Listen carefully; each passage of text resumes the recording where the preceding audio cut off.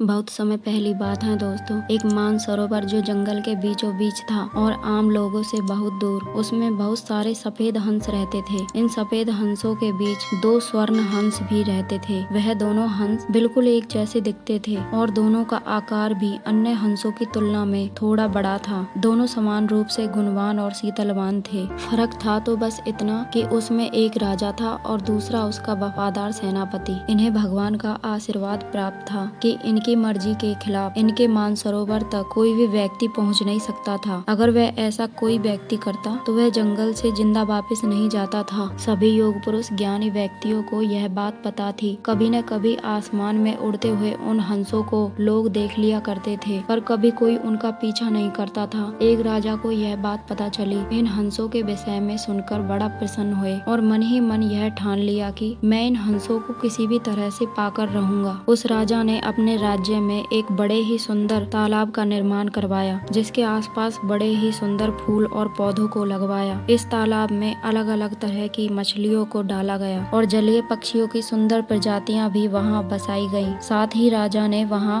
बसने वाले सभी पक्षियों की पूर्ण सुरक्षा की भी घोषणा करवाई, जिस कारण दूर दूर से आने वाले पक्षी स्वतंत्र भाव से वहां विचरण करने लगे। अब श्रावण के महीने में वर्षा होने के बाद एक दिन आसमान का रंग बिल्कुल नीला होने लगा। तभी वह दोनों स्वर्ण हंस सभी हंसों के साथ उसी राज्य के ऊपर से उड़ते हुए जा रहे थे। तभी उनकी दृष्टि राजा के द्वारा निर्माण करवाए गए तालाब पर पड़ती है। तालाब की सुंदरता और उसमें तैरते पक्षियों की स्वतंत्रता, वह आसपास के सुंदर दृश्य देखकर वह आकर्षित हो गए। तत्काल ही वह नीचे उतर आए और वहाँ की सुंदरता का आनंद लेने लगे। राजा को जब इसकी सूचना मिली तो उसने अपने सैनिकों को आदेश दिया कि शिकारियों को बुलाया जाए। किसी भी तरह से तुम उन हंसों को पकड़कर मेरे सामने लाओ। हंसों को पकड़ने के लिए तालाब के आसपास जाल बिछाया गया। तभी उनमें से एक स्वर्ण हंस के पैर उस बिछाए हुए जाल में फंस गए। उसने अपने पकड़े जाने की चिंता छोड़ दी और अपने साथियों को सावधान करने के लिए जोर जोर से चीखने लगा। साथ ही हंस तुरंत ही वहाँ से उड़ने लगे और अपने मानसरोवर के लिए निकल पड़े। क्षण भर में सभी वहाँ से गायब हो गए। केवल उसका एकमात्र वफादार सेनापति दूसरा स्वर्ण हंस ही उसके समीप खड़ा था।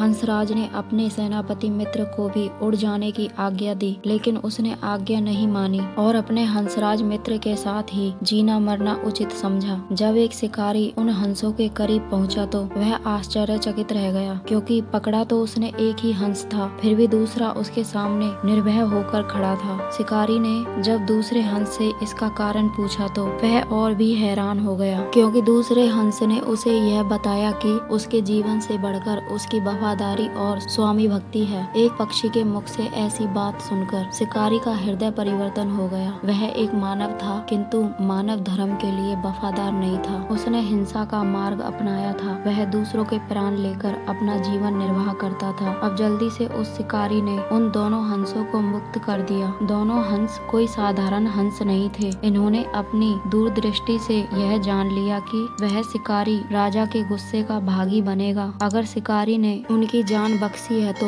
उन्हें भी शिकारी की जान बचानी होगी। तो तुरंत ही वह दोनों हंस शिकारी के कंधे पर बैठ गए और उस राजा के पास चलने को कहा। शिकारी के कंधे पर सवार जब वे दोनों हंस राज दरबार पहुँचे तो सभी दरबार में बैठे लोग हैरान रह गए कि जिन हंसों को पकड़ने के लिए राजा ने इतना प्रयत्न किया था, वे स्वयं ही उसके पास आ गए थे। राजा ने जब उनकी कहानी सुनी तो उसने तुरंत ही शिकारी को राजदंड से मुक्त कर दिया और उसे पुरस्कार भी दिया उन दोनों स्वर्ण हंसों को महल में लाने के लिए। राजा ने फिर उन दोनों स्वर्ण हंसों को हाथ जोड़कर प्रणाम किया और कहा, आप कुछ दिन हमारे महल में अतिथि बनकर रहें। दोनों हंसों ने यह स्वीकार किया और कुछ दिनों बाद अपने मानसरोवर को वापस लौट गए।